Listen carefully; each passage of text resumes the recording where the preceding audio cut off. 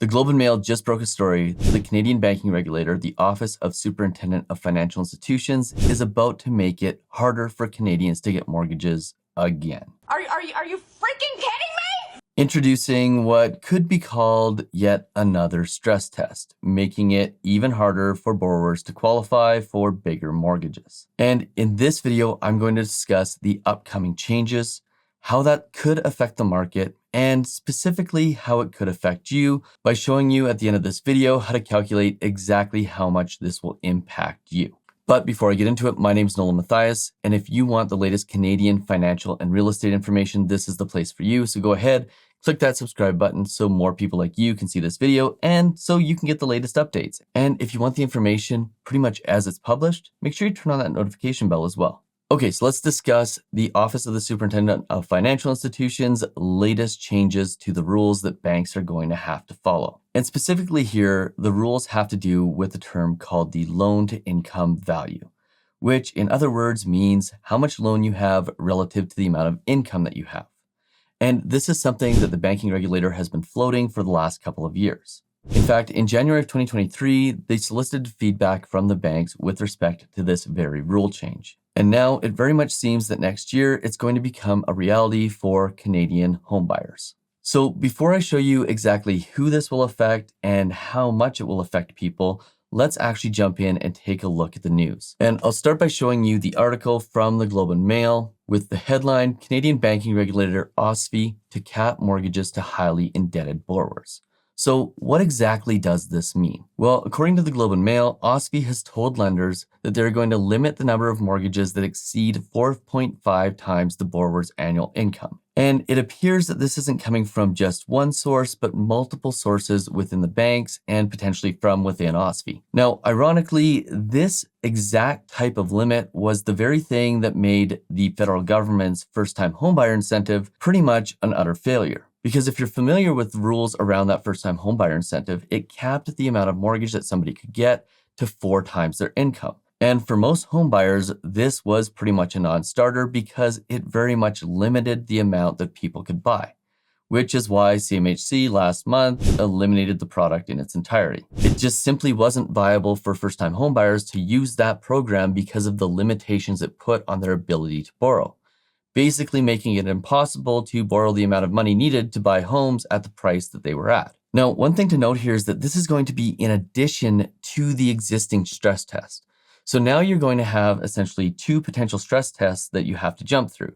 The first is the one associated with the qualifying rates, which has been on the books for years. And the second will now be that your mortgage doesn't exceed 4.5 times your income, at least for most borrowers. Now, there are going to be exceptions to this because what OSFI has put into place is not a hard limit on this, but a limit in how much of a bank's book of business can be made up of loans that exceed the 4.5 times limit.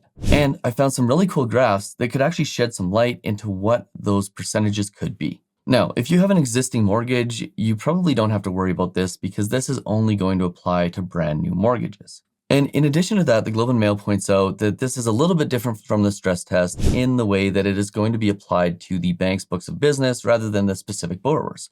But what this could mean is that if you were buying a property later in the year and the banks have exceeded the number of loans that they can give at that 4.5 times rate, well, you could find yourself being denied a mortgage for no other reason than the time of year in which you bought. But nonetheless, if you are purchasing a property, what this could mean is that you may need a backup plan if your specific lender has exceeded their limits.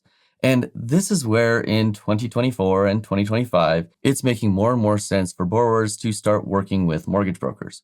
Not only because the advice that they can get is independent of the banks. So in other words, a broker in most provinces actually has an obligation or what's called a fiduciary duty to you to make sure that they're giving you the best advice and make sure that you're getting the best mortgage for you. But in addition to that, it may become very beneficial to have a broker who may know which lenders are near or close to their limits. And of course, that's not the only reason to use a broker. There's also the various other reasons that include the fact that many lenders that are not banks have significantly better products than the banks because they have to.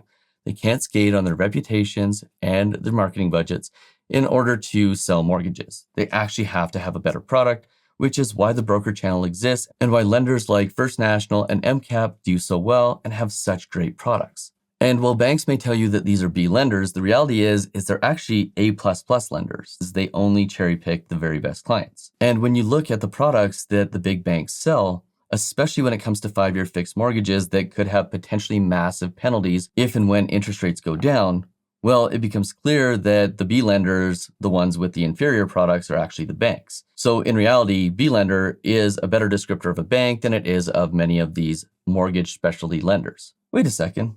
Maybe the B lenders are actually the banks. Maybe B stands for banks. No wonder.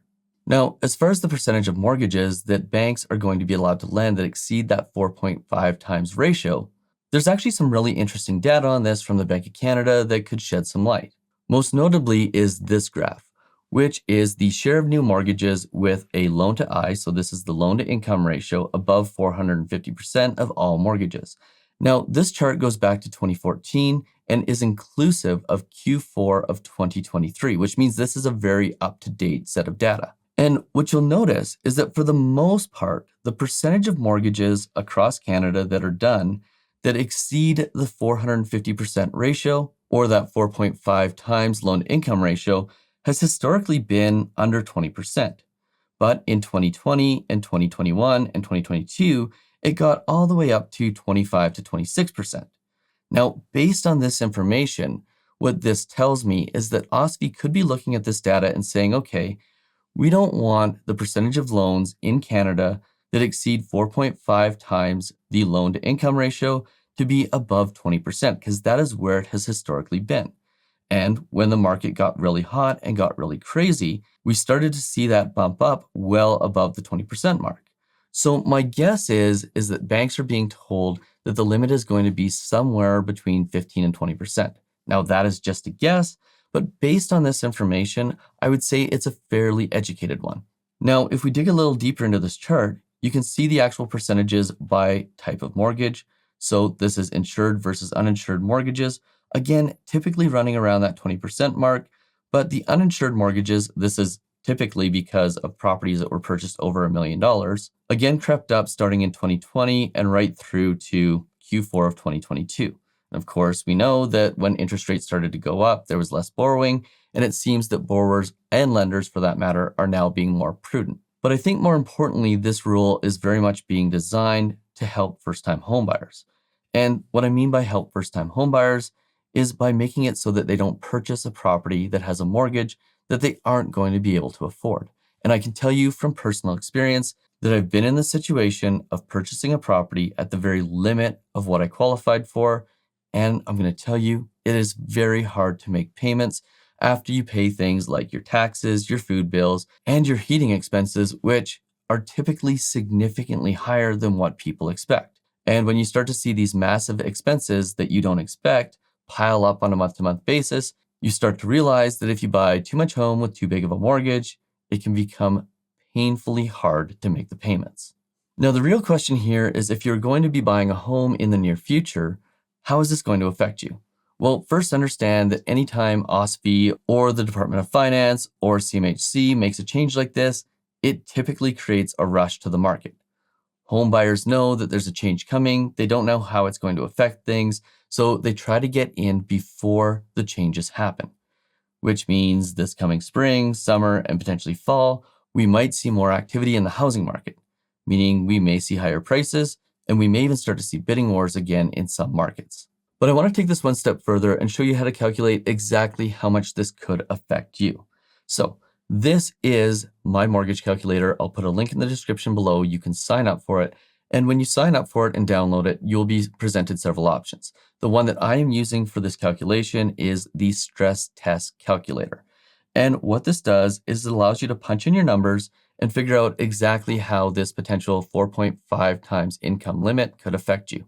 So I'm just going to use a simple example here. We're going to assume $500 a month in property taxes, which depending on where you live could be the property taxes for a $500,000 property, or it could be the property taxes for a $1 million property. But for you, you're going to have to figure out about what your property taxes will be in your area. Then what we're going to do is set the heating costs at about $150. Now, keep in mind that this is probably a lot less than what your actual heating and electricity bills are going to be. So Keep that in mind when you go to buy a property. And then we're just going to play with the numbers here. So at the current interest rates, the mortgage that somebody would qualify for with $100,000 in income, assuming they have no other debt obligations, is about $413,000.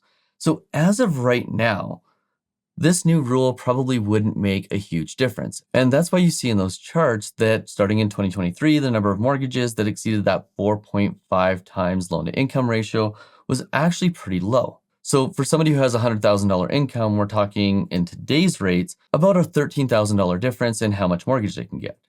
But here is where this becomes important, because if interest rates do what is expected and they come down, and let's say they go to around 4%, which many people hope they will, well, that plays a pretty significant role in how much you can qualify for. Now, let's take it one step further and look at those $1 million mortgages that many people have been getting on those $1 million plus properties. And in a lot of cases, people are using 30-year amortizations to be able to make the payments more manageable. So in this case, now we're looking at a $1 difference for somebody who has $100,000 in income, which means this is starting to have a pretty significant impact on how much somebody can qualify for. Now, just for argument's sake, let's take a look at the $200,000 and see how that would affect somebody. Because in this scenario, a household income of $200,000 who used to be able to get a mortgage for $980,000 may only be able to get a mortgage for $8,000, which could mean a pretty significant difference in the type of property they can buy, the finishings that they could buy, or potentially the location that they could choose to live in. Now, all that being said, that doesn't mean that somebody won't be able to get the mortgage that they are looking for. But what it does mean is that if you're looking to buy a home in the next couple of years, especially after these rules go into place, well, you better make sure that you have great credit. You better make sure that you've got lots of options when it comes to getting a mortgage, which again, that comes down to choosing a great broker. And if you don't have one, you can reach out to me and my team at mortgage360.ca in order to make sure that you get the best mortgage for you. And not only the best mortgage for you, but one that you understand and know the reasons why it is the best fit for your personal circumstances. So go to mortgage360.ca to have us handpick a mortgage for you, because it's 2024, who actually goes to their bank directly for a mortgage anymore. And you also better pay attention to the time of year that you're buying in, because if it's the fall and the banks run out of room on this, well, you could find yourself in a situation where you might not be able to get the mortgage that you wanted.